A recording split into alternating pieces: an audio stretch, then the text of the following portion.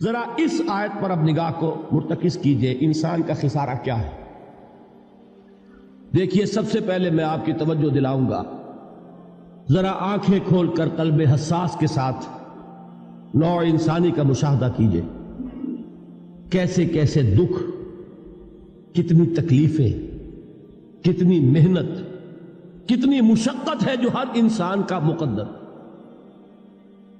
قرآن مجید میں ایک مکمل سورت ہے، سورت البلد، اس میں اللہ تعالیٰ نے متعدد قسمیں کھا کر ایک بات کہی، لا اقسم بہذا البلد وانت حل بہذا البلد ووالد وما ولد لقد خلقنا الانسان فی کبد۔ ہم نے انسان کو مشقت ہی میں پیدا کیا، یہ مشقت ہر انسان کا مقدر ہے۔ لوگ گھروں کو چھوڑ کر آئے ہوئے ہیں، کہاں کہاں انسان جاتا ہے، یہ اس دنیا میں محنت اور مشقت۔ ہاں، ایک مغالطہ ہو جاتا ہے کہ شاید یہ محلوں میں رہنے والے جو ہیں انہیں کوئی مشقت نہیں، انہیں کوئی دکھ نہیں، حالانکہ حقیقت یہ نہیں ہے۔ جو جتنا امیر ہے آپ دیکھیں گے اس کی جسمانی مشقت کم ہے، ذہنی کوفت زیادہ ہے۔ ٹرینکولائزرز کی انہیں ضرورت پڑتی ہے، انہیں سیڈیٹیوز چاہیے، خواب آور دوائیں مزدور کو نہیں کبھی ضرورت پڑے گی۔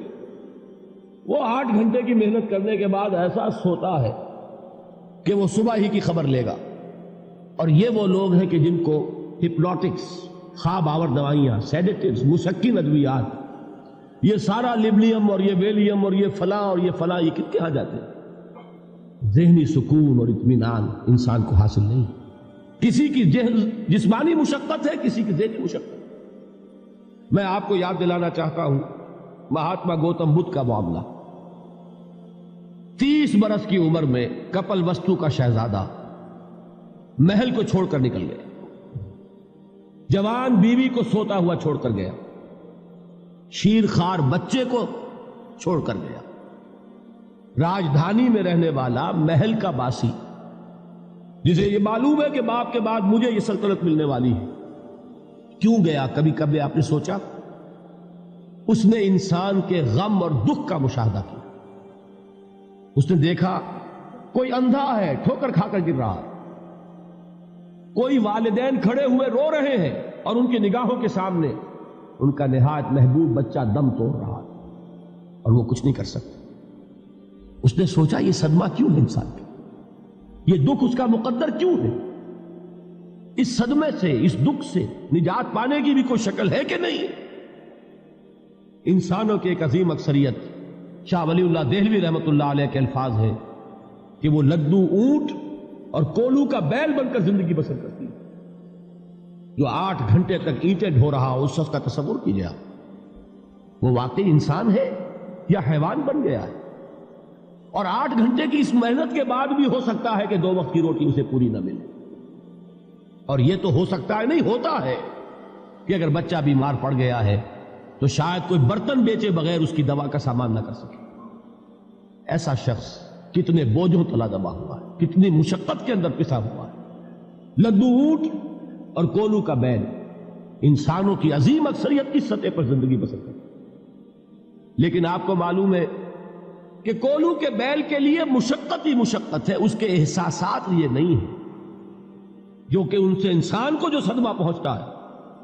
ایک بیل کو اس سے کوئی غرض نہیں کہ اس کا کوئی بچہ بھی تھا کہ نہیں تھا، اس کو کوئی بخار ہوا ہے یا کیا ہوا ہے، اس صدمے سے وہ بیل بچا ہوا ہے۔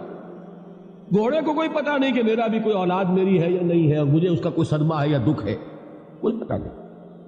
لیکن انسان کا معاملہ یہ ہے کہ والدین کو جو جو دکھ دیکھنے پڑتے ہیں اپنے بچوں کے لیے، اپنی اولاد کے لیے۔ رات کی نیند ہے حرام ہے اس لیے کہ بچہ بخار میں تپ رہا ہے یا درد سے تڑپ رہا ہے، لہذا نہ ماں سو سکتی ہے نہ باپ سو سکتا۔ میں نے ایک موقع پر دیکھا، لاہور میں کیروسین آئل، اس زمانے میں ابھی سوئی گیس نہیں آئی تھی، اور اکثر و بیشتر جو ہے یہی مٹی کا تیل جو ہے ایندھن کے طور پر استعمال ہوتا تھا، اس کی شارٹیج ہو گئی تھی۔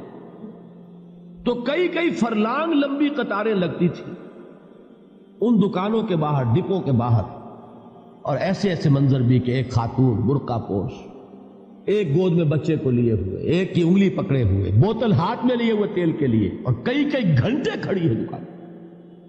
یہ مشقت انسان جھیلتا ہے کہ نہیں؟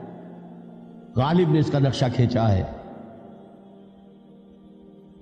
کہ رنج سے خوگر ہوا انسان تو مٹ جاتا ہے رنج. مشکلیں اتنی پڑی مجھ پر کہ آسا ہو. ہم بھول جاتے ہیں، ورنہ واقعہ یہ کہ قلب حساس ہو اگر، اور قید حیات و بند غم اصل میں دونوں ایک ہیں. موت سے پہلے آدمی غم سے نجات پائے کیوں؟ اچھا یہ تو ہوا لقد خلقنا الانسان فی کبد. حیوانات کا معاملہ ایک اور اعتبار سے آسان ہے. ان سے کوئی محاسبہ بھی ہے کیا؟ کوئی جواب دہی بھی ہے؟ کوئی ان کو اللہ کے حضور میں کھڑے ہو کر اپنے اعمال کا حساب بھی دینا؟ نہیں. انسان کی یہ ٹریجڈی ہے، یہ المیہ ہے انسان.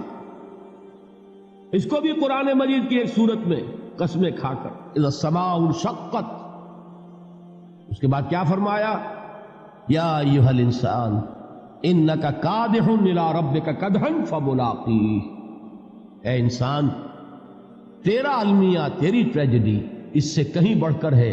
تجھے صدمے پر صدمے جھیلتے ہوئے، مشقت پر مشقت برداشت کرتے ہوئے ایک روز اپنے رب کے حضور میں بھی کھڑا ہوگا، جواب دہی بھی کرنی. اس دن کے حساب سے، اس دن کے احساس سے جو بڑے بڑے ہماری امت کے عظیم جو گلے سرسبد ہیں، ان کا یہ حال آپ نے پڑھا ہوگا. حضرت ابوبکر صدیق رضی اللہ تعالی عنہ وہ ایک عجیب کیف کے عالم میں فرمایا کرتے تھے، کاش میں درختوں پر چہچہاتی ہوئی چڑیا ہوتا جس سے حساب کتاب نہیں ہو. کاش کہ میں گھاس کا تنکا ہوتا جو آج ہے اور کل آگ میں جلا دیا جاتا، ختم ہو جاتا، اس سے محاسبہ کوئی نہیں. وہ جس کے احساس سے کہ حضرت عمر جو ہے اپنے انتقال کے وقت سخت بے چین تھے. ان کے بیٹے حضرت عبداللہ ابن عمر رضی اللہ تعالیٰ عنہما نے ان کا سر جو ہے وہ اپنے زانوں پر رکھ لیا تو کہا نیچے ڈال دو. ایک عجیب بے کلی اور بے چینی. انہوں نے کہا ابا جان آپ کیوں پریشان ہیں؟ آپ تو عشرہ مبشرہ میں سے ہیں. آپ کو تو اللہ تعالیٰ نے جنت کی بشارت حضور کے ذریعے سے اس دنیا میں دی. حضرت عمر فرماتے ہیں کہ خدا کی قسم اگر قیامت کے دن عمر برابر سرابر پر چھوٹ گیا تو بہت بڑی کامیابی تصور کرو. یہ احساس جن کو ہوتا. حضرت علی کا حال کیا ہوتا ہے؟ ابھی جو آپ نے حافظ صاحب سے سنا، یہ حضرت علی کا معاملہ ہے کہ ایک تیر پیوست ہو گیا تھا، کسی طرح نکل نہیں رہا تھا.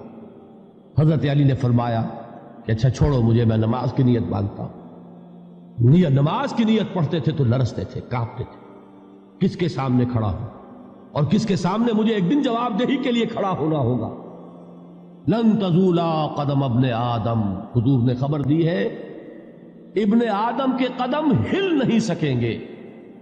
جیسے مجرم کھڑا ہوتا ہے کٹہرے کے اندر، اس کٹہرے میں سے ہل نہیں سکو گے حتی یسأل عن خمس، جب تک کہ 5 چیزوں کا حساب نہ لے لیا جائے. وہ 5 چیزیں کیا ہے؟ کان کھول کر سنیے. عن عمرہ فیما افناہ، عمر کا حساب دو. یہ 80 برس اور 70 برس ہم نے تمہیں دنیا میں دیے، کہاں ضائع کیے؟